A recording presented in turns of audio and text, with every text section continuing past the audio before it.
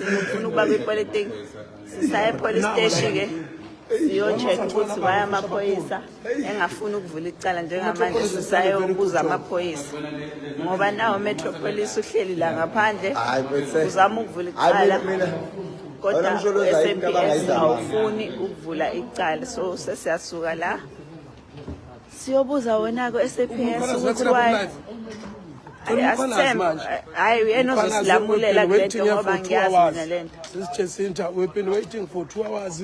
The SAPS have done nothing. Metropolis has been working overtime since 3:30. We are here. So, comrade, we need to Mkwana's intervention. Can SAPS? If you can reveal to you now, there's no docket open, there's no case, there's nothing. Metropolis was looting on Mteto. Was Upalama ticket to pen. I had to stuck for 3 hours to look Pala Ilokunjan. But when I been there, I think it's funny the Vele Basuge, La Palma Batata Barelese. So that's why we need to deal with SAPS now. So, Manchester, SAPS, so Buzu, why Ben a phone Bonu Vulical. Should be very interesting, Bazalan. Inking Azala is winning over Sakil. Ngiyaxolisa njalo ukuthi ngithuka inhlamba ngeke ngize ngithuke inhlamba ngoba ngena la angena umuntu wenhlamba kodwa hey ngiphatheke kamfethu ukubona amantombazana ayakhala kukhona ilokhuza bathelwe ngopende lo sisenimbonile akuyena yedwa maningi abantu bathelwe ngopende like abanye ingubo zabo abanye batheleke emakhaleni yonke indawo ngithi ngiyo reporter kule police ngiyotshela ukuthi cela nazo usuka lapho uzongitshela ukuthi thina sibasukelile kade siba provoke so ngagcina ngicasula naye lokho ke yabo ngicina ngicasula naye lokho kodwa ngiyaxolisa kakhulu abantu benkosi ningixolele angene nje umuntu wenhlamba ningixolele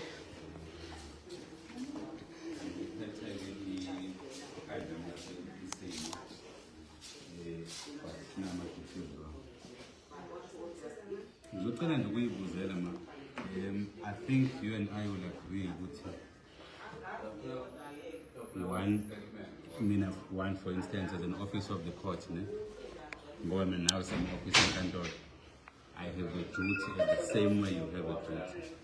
That when a crime is being committed, we must report the crime because we took an oath even. Now, I got a complaint from these guys that there are people ababoshiwe earlier balethwe Metropolis foreign nationals. That doesn't matter because the case is not about them being foreign nationals. The case is that they were found with Ukwayo tattoo. But allegations are that abahlonishwa bamaphoyisa they are hesitant or uncomfortable to process them on the basis that the Home Affairs were valid and for some of them they have valid documents. But I think in my view these are two separate cases. If a person is arrested for being in a country illegally, that's a separate case. But if you are found in possession of an illegal substance, goods, firearm, anything, you don't need to know the status of a person. Suspect during the communication, language barrier, then you have the right to which country are you from? 100%. You have put the documents on it.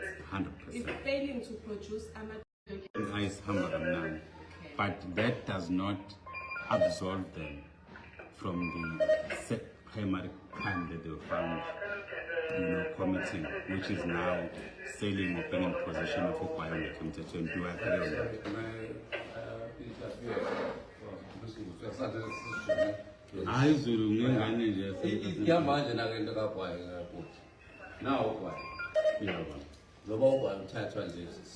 Do you mind if I make notes, Baba? Okay. Is just a second. Alright.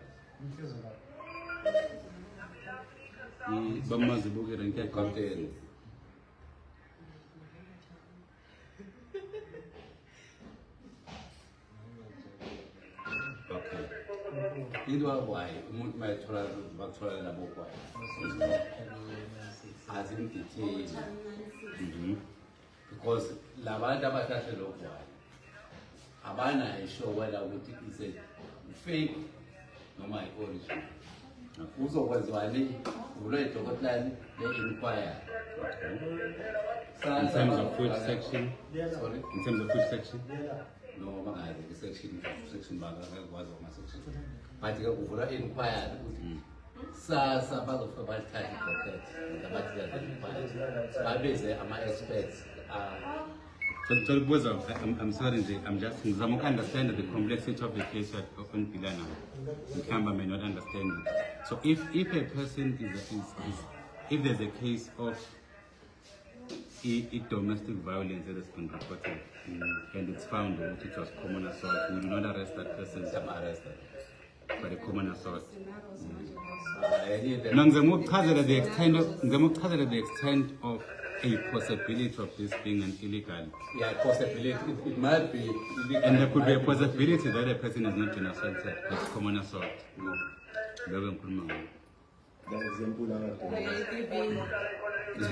going to be proven. Okay, anyway. Yes. But okay, so I understand so that if we escalate it, Oguti, in terms of the law, you guys are not allowed to arrest. I want to know so that I'm able to say with National Provincial Commissioner, or you can't detain. Just to understand in terms of the Criminal Procedure Act, which section says that. Because you see, that's a problem because my understanding Yami is that. But now my understanding Yami is that. Yeah, but you need to verify what it was a. But man ngabadethen ngicela ukubuza mina bandla ngingayena ummeli ngicela ukudisturb ummeli mawungabadethen labantu asithi uyathola ukuthi ugwayi is in fact ugwayi ongawona all right nibathola kanjani labantu because we are talking about people who are not South African anayi address yabo yokuhlala nazi inamba zabo ithathwa ubani angisayithathwa ngamaphoyisa. Yeah, but they may not be found tomorrow. But in Metro, did you get the details of the people that were here and were okay, no.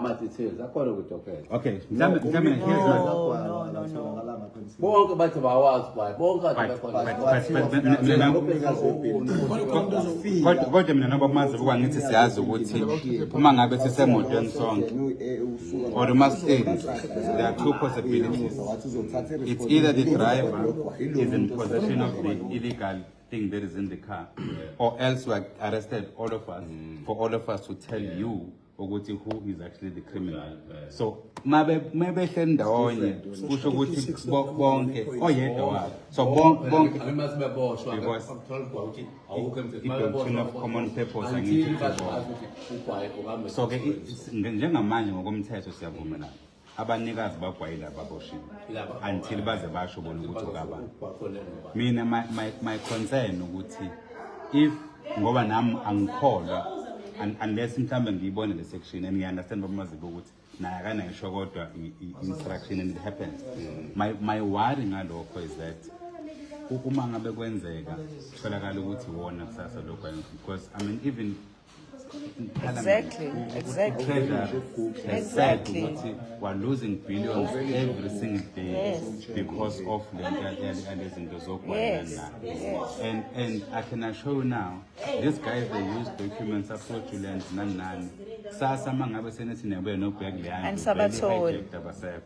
and it keeps on and it limaza and Moshe Katseni, so my suggestion, it's just my suggestion.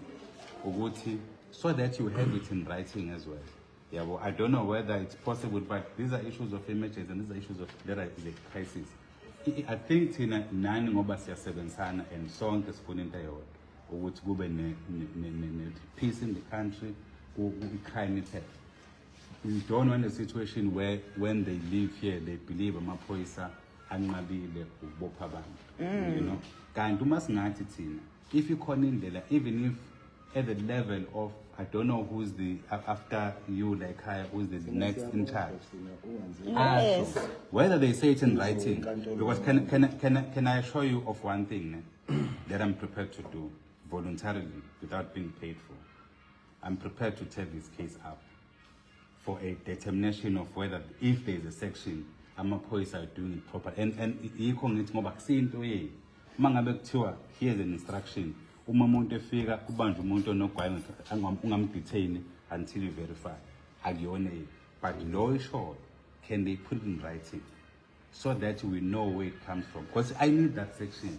This is the section that says you can't, because remember the principle is when you are faced with a reasonable suspicion that someone may have committed a crime, you arrest them.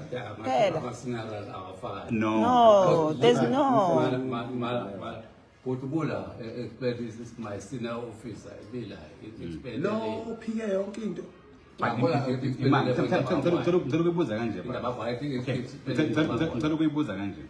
If you go to the Criminal Procedure Act, it has got schedules from Schedule 1 up to the last one.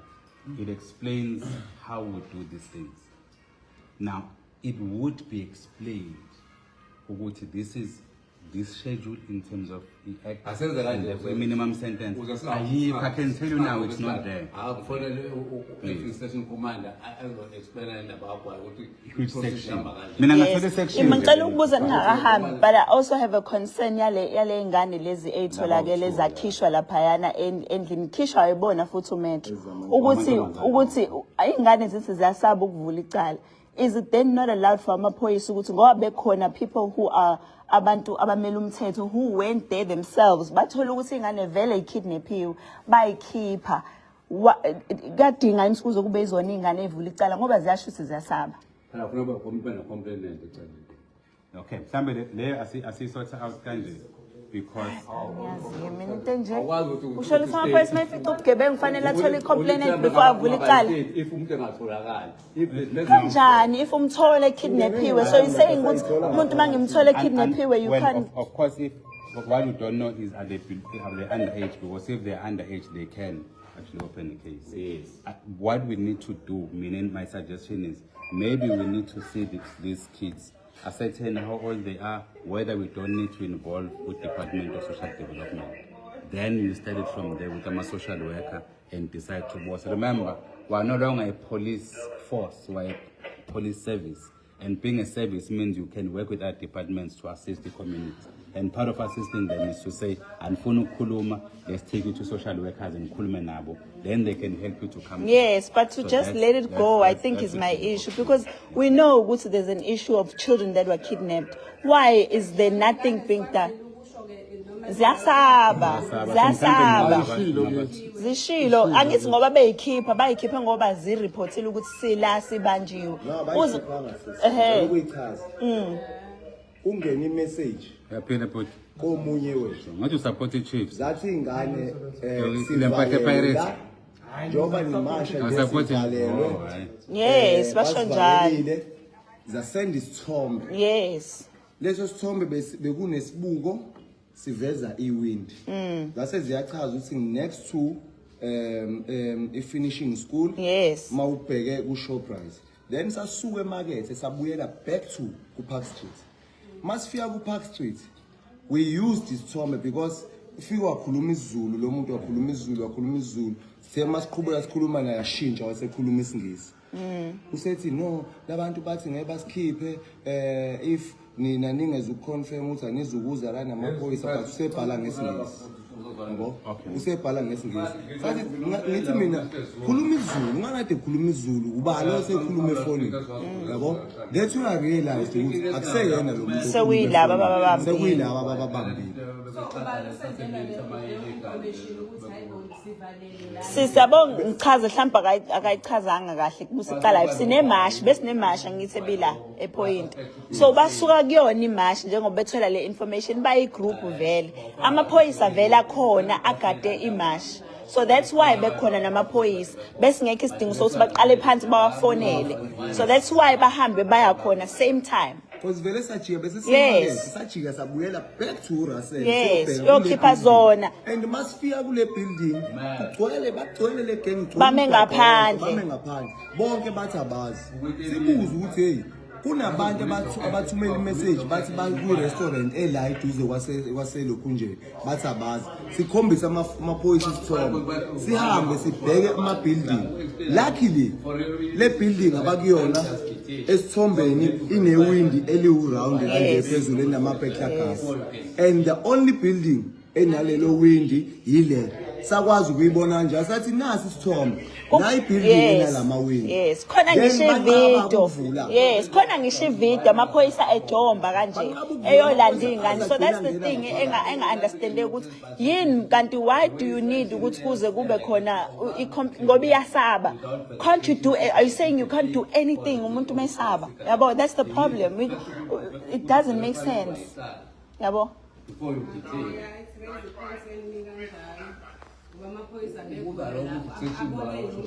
Bekhona they saw everything yes mase bengena that's when they found this.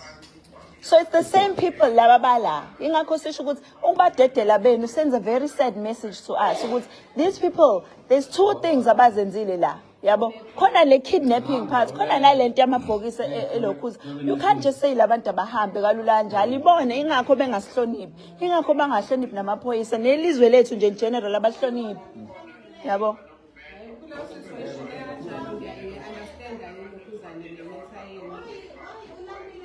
and umetro uhleli lapha emuva lokhu belinde lapha from leso sikhathi yabo SAPS abafundi India lithe they will not detain ngoba imetro ayikwazanga ukuya kwa home affairs yini le nina yabo sis njengamanje mase sifika sesikhona ngiyazi ukuthi nawe usebenzela ulokhu but ngifuna uunderstand ukuthi ngoba niyabona sinenkinga yabantu bangaphandle yes ayishilo kodwa leyo ingane futhi bakushilo lokho nje yebo sorry ayitholakale ngoba bekuyobhekwa abantu abathi bavalelwe ngaphakathi yabo and lo muntu obenqaba ukuvula egate ula ngaphandle khulumela phandle ula ngaphandle lo engafuni ukumbona uyasho futhi ukuthi umnikazi kagwayi umshiye emuva ingakho bedelela kanje laba ngitshele mina laba ngeke baye usidelela ngoba bayazi ukuthi bazolokhu besitshela lokho lomsangano lokho kufika la and yabo la fanele every police station fanele ube nommeli ohleli khona 24 hours a process esho zona lezi zinto zomthetho ngoba enye into le problem la which is allowed in law as well is to detain them for a period not exceeding 48 hours while they do that process. And if you find what indeed this cigarette yes umkhona nombekile umkhwanazi abantu bakhipha ama instruction angekho because mina ngiya understand why le ingane isaba honestly yonke into la South Africa favorisha labantu bokufika isabela impilo yaza ngithi kushuthi nami ngingasaba sorry yes nangu sisitherisa la ifuna ukubuza sorry if those cigarettes were found in my possession as a South African, you guys would have arrested me on there and there. Yes, no. Okay, guys. Simple example. So right, bazo verify kwa namhlanje. All right.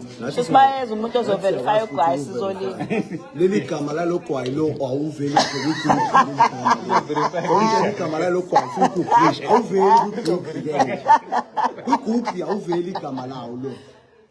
Ngcono no Pacific no bani lo nje awuveli nje ukuthi so ukuklishi lapho bese behamba labantu senibadede